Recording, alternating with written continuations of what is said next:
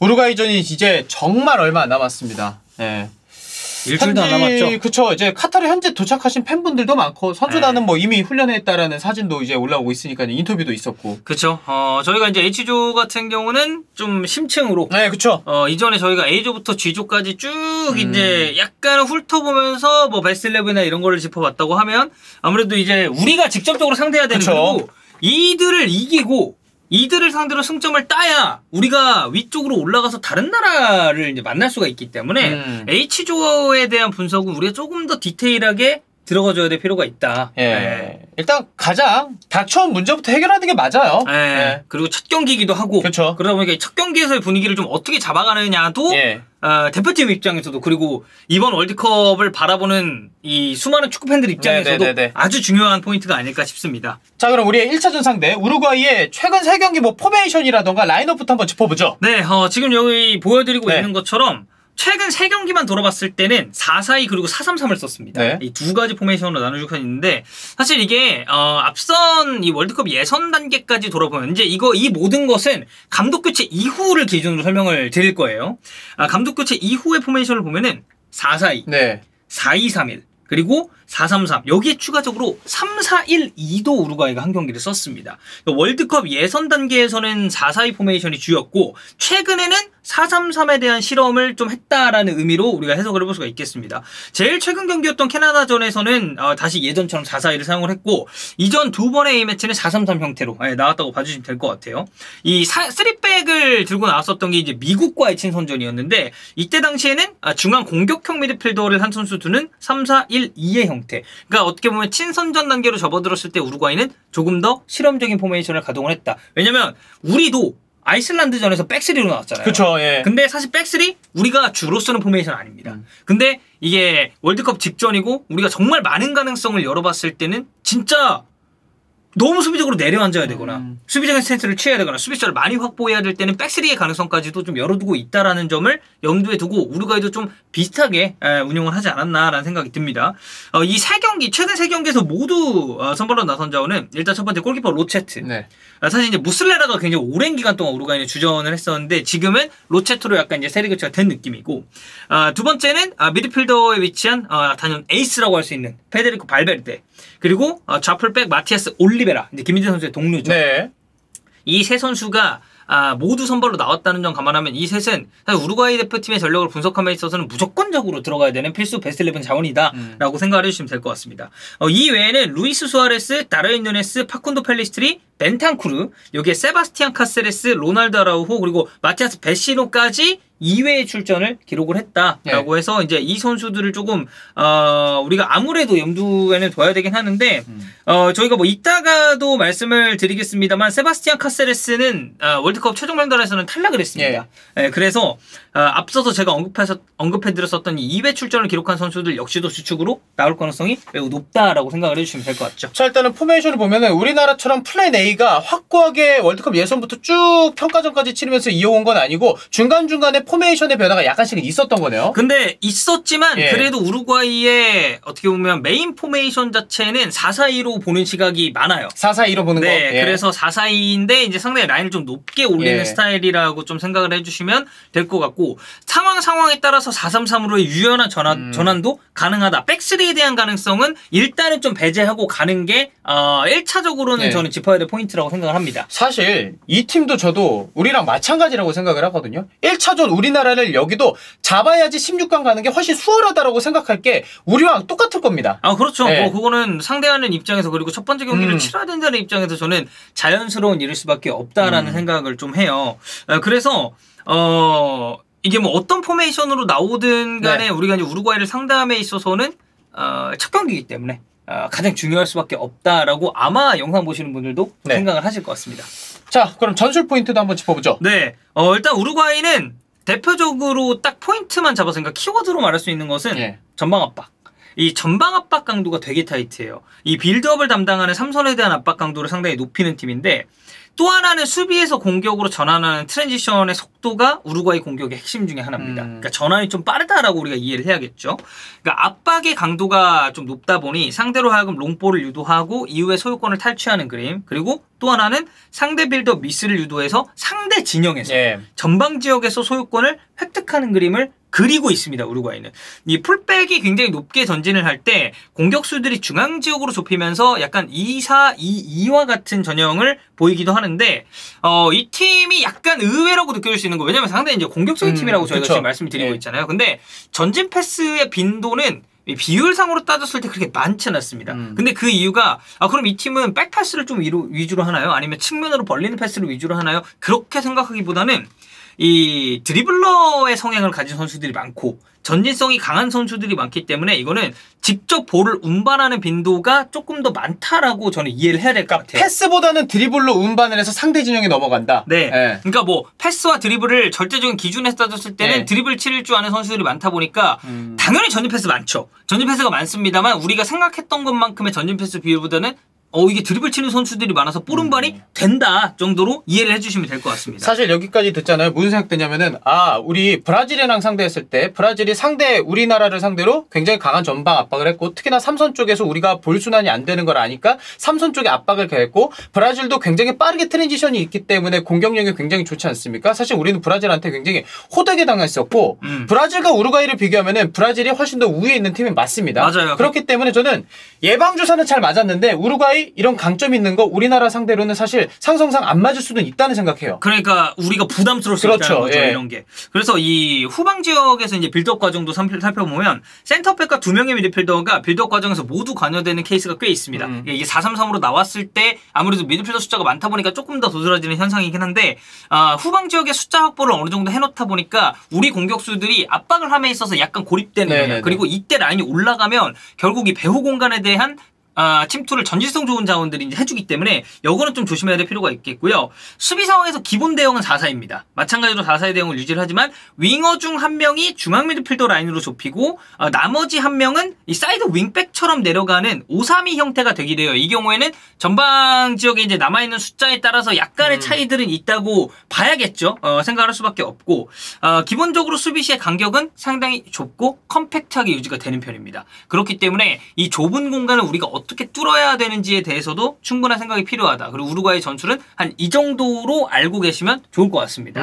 일단은 듣기만 해도 쉽지 않은 상대라는 게 느껴지고 공격적인 성향이에요. 상위권 팀들이기 때문에 선수 명단도 좋고 축구를 잘하는 선수들이 대체적으로 많이 뛰는 것도 함께 갖추고 있거든요. 맞아요. 우루과이가 좀 그런 팀이라는 생각이 드네요. 네. 자, 전술 포인트 짚어봤고 예상 베스트 11 어떻게 나올 것 같나요? 저는 일단 4-4-2를 기준으로 삼았고 이 포메이션 그리고 이 선수 구성을 생각을 했습니다. 이게 측면 지역에 제가 아라스카이타와 파쿤도 펠리스트리를 넣어놨는데 이 두 선수 외에도 니콜라스 델라크루스 리베르 플라테에서 뛰는 선수거든요. 이 선수가 나와도 이상하지 않아요. 좌우측에서 모두 뛸 수 있고 킥 능력이 좋기 때문에 전담 키커로 활용도 가능한 선수거든요. 그렇기 때문에 측면에서의 변화는 충분히 일어날 수 있다라고 우리가 이해를 해야 될 것 같고 만약에 4-3-3으로 나온다고 가정했을 때는 펠리스트리가 우측 윙포워드로 올라가고 누네스가 이제 측면으로 빠지면서 중앙에 3미들 체제를 우루과이는 구축을 할 수가 있습니다. 여기에 베시노, 벤탄쿠르, 발베르데. 저는 4-4-2 형태로 나왔을 때는 벤탄쿠르와 발베르데의 가능성이 매우 높다고 생각해요. 왜냐면 최근에 소속팀에서의 폼이 너무 좋아요. 두 선수가. 발베르데 사실 부연 설명 크게 필요 없고 벤탄쿠르의 경우에는 올 시즌 저는 토트넘 중원에서는 제일 좋은 선수라고 생각하거든요. 그러니까 리그 전반기 최종전에서 득점에도 성공을 했지만 호이베르랑 벤탄쿠르가 올 시즌 정말 많이 뛰면서 토트넘 중원의 핵심적인 역할을 해줬잖아요. 저는 올 시즌은 호이베르보다 벤탄쿠르의 역할이 더 컸다라고 생각합니다. 맞아요. 아마 토트넘 경기 보신 분들 저 대부분 그렇게 동조를 하실 거라고 보고요. 3미들 체제 제가 아까 이제 베시노 포함해서 벤탄쿠르 발베르데 말씀드렸지만 여기에 추가적으로 들어올 수 있는 선수는 루카스 토레이라. 이 정도까지 미드필더 구성은 생각을 하시면 될 것 같고 사실 이게 우측 주전 앞선으로 가장 많이 나왔었던 선수는 다미안 수아레스입니다. 근데 다미안 수아레스가 빠졌어요. 이번에 월드컵 명단에서. 그래서 여기는 길레르모 바렐라, 이 플라멩고에서 뛰는 우측 풀백이 될 가능성이 높습니다. 원래라면 이 자리는 아라우호의 자리죠. 네. 근데 아라우호가 몸 상태가 지금 100%가 아니고 첫 경기에 대한 출전을 장담할 수가 없기 때문에 우리나라와의 경기에서는 아라우호가 결정한다면 이거는 바렐라 쪽의 가능성을 높게 봐야 될 것 같습니다. 냉정하게 득실 따져봐야 되는데 사실 아라우호의 결정은 우리에게는 있어서 굉장히 긍정적인 포인트긴 해요. 아무래도 아라우호 선수가 나왔을 때는 우리가 측면 공격에서도 좀 애를 먹을 수 있지만 이 선수가 속도가 또 좋고 피지컬이 있으니까. 그래, 속도가 있기 때문에 오른쪽 측면까지 올라와서 공격해주는 역할도 아라우호가 바르셀로나 경기 보면 꽤 크단 말이에요. 네, 그래서 이제 그런 부분에 대해서는 사실 뭐 선수의 부상은 언제나 안타까운 일이긴 합니다만 우리 상대로 아라우호가 못 나올 가능성이 높다라는 점은 사실 대표팀 입장에서는 공략해볼 수 있을 만한 포인트 중에 하나가 될 것 같습니다. 자, 키플레이어로 뽑을 만한 선수는 사실 많습니다. 네, 많은데 너무 이제 저희가 뭐 한 명 다 하긴 좀 그렇고 저는 4명을 생각을 했어요. 일단 첫 번째는 다르윈 누네스. 이게 뭐 중요도는 아닙니다. 저희가 그냥 쭉쭉쭉 설명을 드리는 거예요. 일단 중앙 측면 모두 기용 가능한 자원이라는 메리트가 있고요. 초반에 약간 헤매는 게 있었는데 클럽팀에서의 폼이 굉장히 많이 올라오고 있다는 게 우리에게는 악재죠. 그러니까 이 측면 자원들과의 활발한 스위칭도 할 수 있어요, 이 선수가. 왜냐면 중앙에 있을 때도 측면 지향적인 성향이 강한 선수고 측면에 배치됐을 때도 중앙으로 치고 들어오는 움직임이 굉장히 좋기 때문에 이거는 공격수와 그리고 이제 이거는 풀백까지도 영향을 미칠 수 있다고 보고 피지컬 좋죠. 활동량 있죠. 근데 빨라요. 피드도 빨라요. 사실 다른 누네즈 덕현이 말처럼 초반에는 헤매는 거 있었는데 저는 개인적으로 다른 누네즈 최근에 보면은 이 선수 프리미어리그 상위 레벨의 공격수가 맞다라는 생각 들어요. 맞아요. 어리기 때문에 더 성장할 거고. 네. 그래서 수아레스와 카바니 라인의 국대 공격진이 약간 노쇠화됐다라는 평가가 우리가 분명히 있었습니다. 왜냐면 이 선수들이 12년 전에 우리가 남아공 월드컵에서 붙었을 때도 나왔었던 선수들이니까 나이를 많이 먹었는데 누네스의 합류 그리고 폼 상승으로 인해서 이 노쇠화된 공격진에 상당한 기대 요소가 생겼다라고 볼 수 있겠습니다. 자, 두 번째는 페데리코 발베르데. 사실 뭐 저희 채널 보시는 분들 물론 새롭게 보시는 분들도 있으니까 제가 설명을 드리겠지만 발베르데는 크게 설명이 필요가 없는 선수입니다. 개인적으로 올 시즌 제가 매 영상 발베르데 얘기 때마다 하는데 올 시즌 유럽 전역에 있는 미드필더 중에서 탑 3 안에 든다라고 생각을 하고요. 제일 잘해요. 저는 탑 1도 가능하다고 생각합니다. 일단 중앙 측면 가리지 않고 활동 반경을 넓게 가져간다는 메리트가 있습니다. 이 선수도 중앙에 기용이 됐을 때도 우측 위주의 동선을 많이 가져가면서 측면에도 영향력이 아주 지대한 선수고 국가대표팀에서는 좌측 윙어로 나온 적도 있습니다. 그러니까 활용할 수 있는 폭 자체가 아주 넓은 선수고요. 코너킥 상황에서는 종종 처리도 해요. 키퍼로 이제 출전하는 모습이 있고 가장 위험한 가장 중요한 포인트 물론 다 잘하는 선수지만 우리가 극도로 경계해야 되는 거는 클럽팀에서 박스 바깥 지역 슈팅 괴물입니다. 사실 지난 시즌만 하더라도 왼발은 정확도가 좀 떨어진다는 생각했거든요. 올 시즌 보면 왼발로도 중거리 득점 곧잘 넣습니다. 라리가 챔피언스리그 모두 포함했을 때 박스 바깥 득점만 5개예요. 이 선수가 올 시즌 공식전을 전체로 확대했을 때 8골이거든요. 그중 5골이 박스 바깥에서 나왔습니다. 그러니까 이거는 우리 입장에서 뭐 세트피스 상황에서 볼이 이제 뒤로 흘러서 세컨볼 찬스가 난다든지 이런 부분에 있어서 발베르데 공 잡았다? 이거는 된 겁니다. 주의해야 돼요. 사실 중거리 한 방 허용하면 이게 분위기가 정말 많이 다운될 수 있단 말이에요. 발베르데한테 슈팅 기회를 안 주는 것부터 생각해야 됩니다. 맞습니다. 자, 그리고 그 다음은 발베르데의 파트너로 나올 가능성이 매우 높은 로드리고 벤탄쿠르.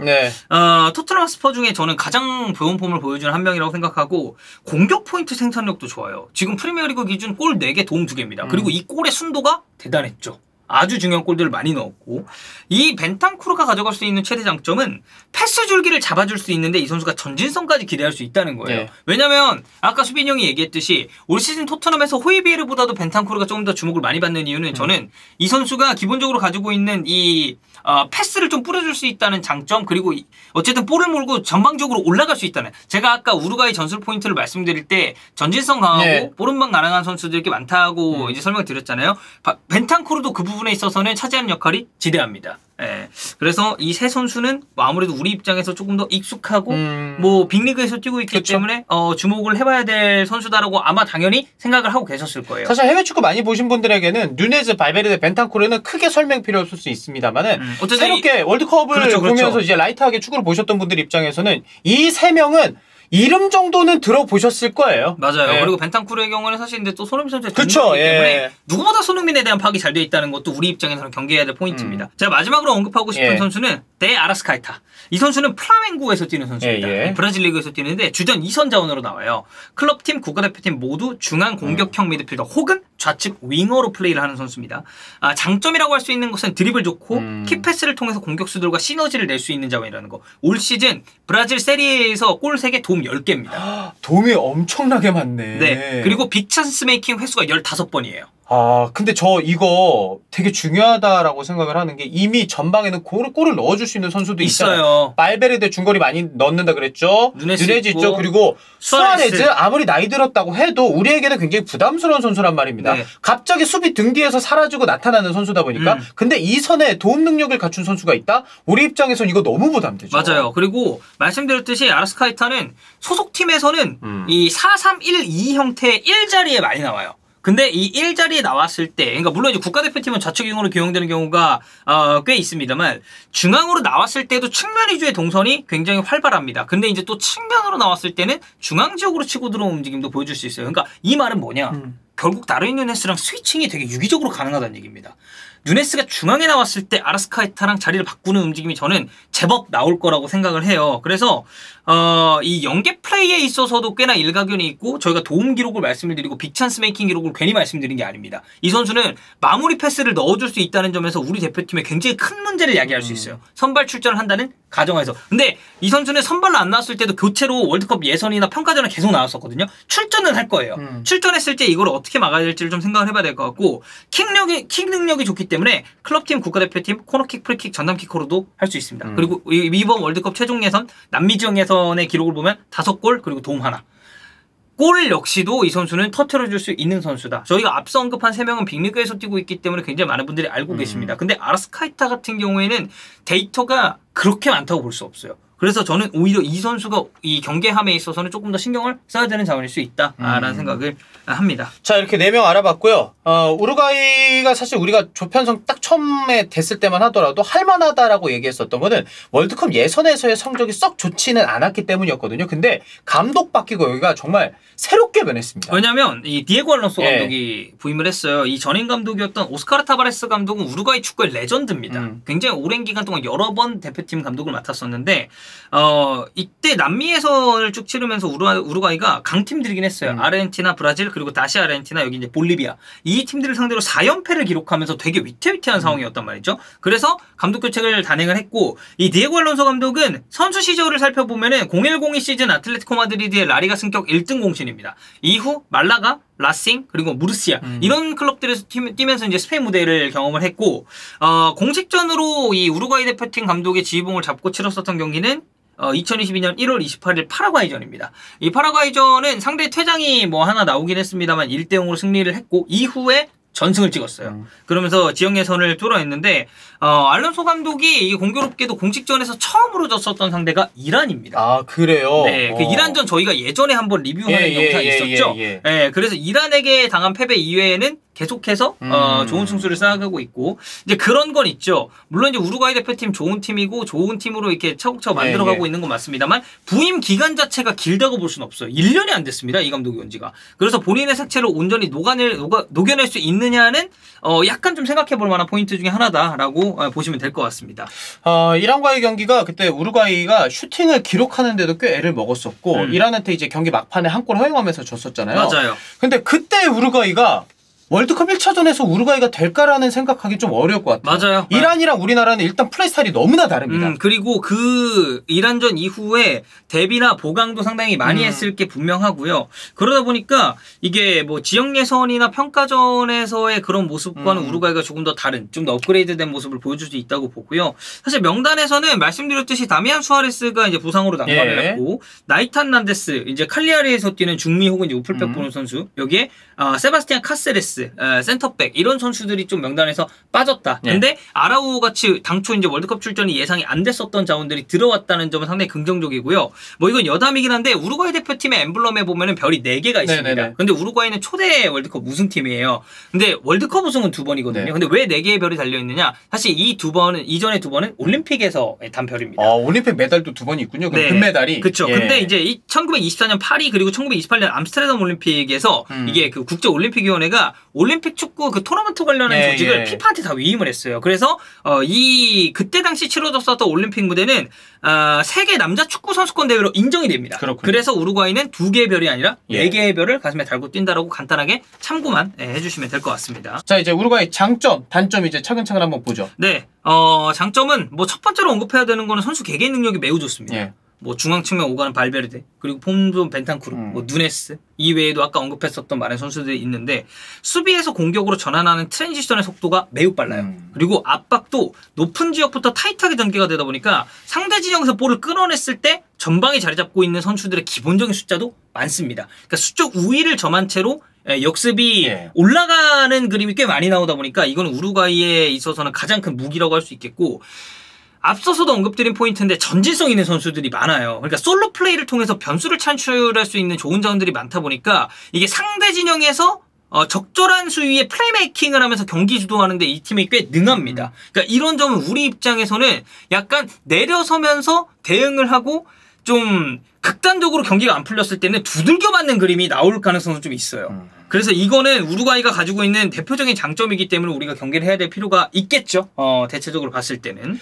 이렇게 좀 장점 얘기 듣고 라인업 얘기 들으니까 사실 주눅들 수밖에 없는 것 같아요, 이게. 네, 근데 이게 단점도 네. 있어요. 이 단점이라고 꼽을 수 있는 것은 이제 주전 센터백 쪽으로 나올 것이 이제 예상이 되는 디에고 고딘과 호세 히메네스, 여기에 추가적으로 세바스티안 코아테스, 이 스포팅에서 뛰는 선수죠. 이 선수까지 마찬가지로 묶이는데 스피드는 느려요.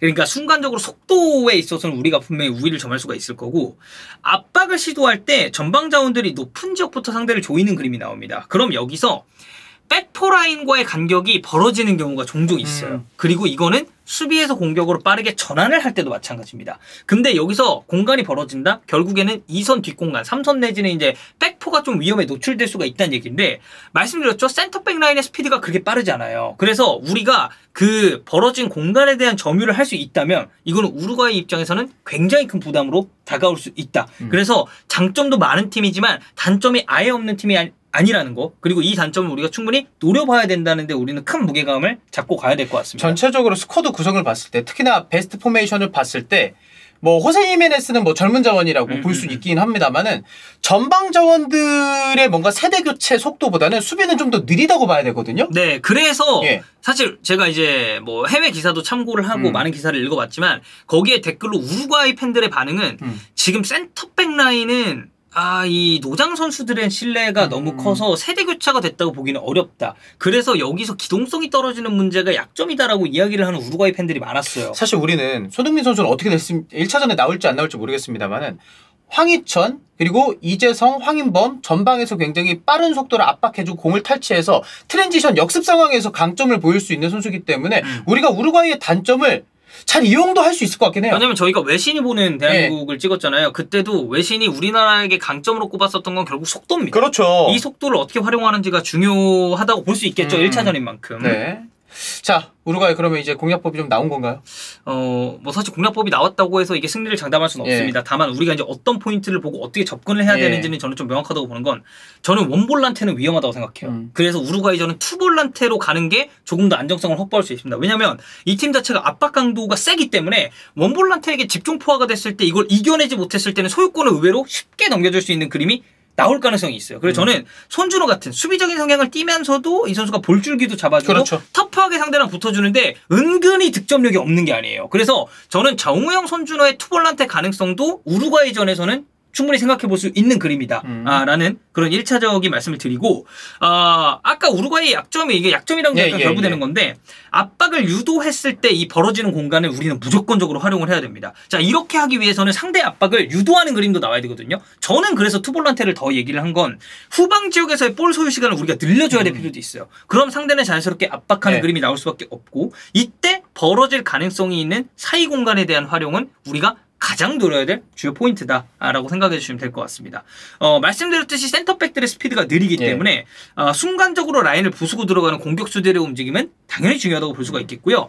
이 팀이 이란전에서도 드러났었던 약점 중에 하나는 풀백이 굉장히 많이 전진을 하잖아요. 의외로 이 배후 공간 그리고 풀백들 쪽에서 이란이 찬스 메이킹에 좀 굉장히 좋은 모습을 보여주는 그런 상황이 나왔어요. 그러다 보니까 손흥민이나 황희찬이나 측면에서의 빠른 자원들의 침투 움직임이 굉장히 우리 입장에서는 중요해질 것 같고 이 이란전에서 보여줬었던 약점 특히나 우리가 중앙 자원과의 연계를 어떻게 가져가느냐 그리고 배후 공간을 어떻게 활용하느냐에 따라서 우루과이전은 우리가 보다 좀 쉽게 그리고 보다 접근 방식을 좀 명확하게 잡고 갈 수도 있다라는 그런 생각이 듭니다. 딱 정리하면 그런 것 같아요. 우리가 공격적으로 득점에 성공하기 위해서는 상대 풀백들의 뒷공간과 상대의 느린 센터백의 뒷공간 이거를 우리가 좀 속도로 공략을 해야 된다. 우리가 실점을 안 하려면은 볼줄기가 3선에서 어떻게든 순환이 되도록 투블런치가 나오든 아니면은 황인범 선수나 이재성 선수가 내려와서 받아주는 이런 플레이가 좀 필요할 것 같네요. 맞아요. 그래서 이거는 뭐 후방 지역에서 라인업 어떻게 구성하는지가 중요하고 우리가 그만큼 상대의 약점을 잘 알고 있느냐가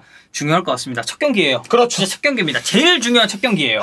사실 우루과이 이제 저희가 분석을 했어요. 그리고 많은 분들도 해외 축구를 워낙 이제 관심도 있게 보시다 보니까 우루과이 팀이 어떤 팀이라는 거를 많은 분들이 아실 것 같습니다. 우리 선수들도 이제 분석을 했으니까 그거를 기다리고 있을 거고 우리는 이제 진짜 딱 남은 거 응원하는 거 우리 선수들 열심히 뛰도록 안 다치도록 응원하는 게 마지막 현장 가서 많은 응원 좀 부탁드립니다. 저 진짜로 약간 좀 떨립니다 지금. 이제 진짜 출국이 얼마 안 남았어요. 정말로, 한 3일 남았죠? 3, 4일 남았죠? 한 3일 남았죠. 네. 잘 갔다 오시고 응원 열심히 하고 저희는 국내에서 또 중계로 열심히 응원하겠습니다. 좋은 결과 있기를.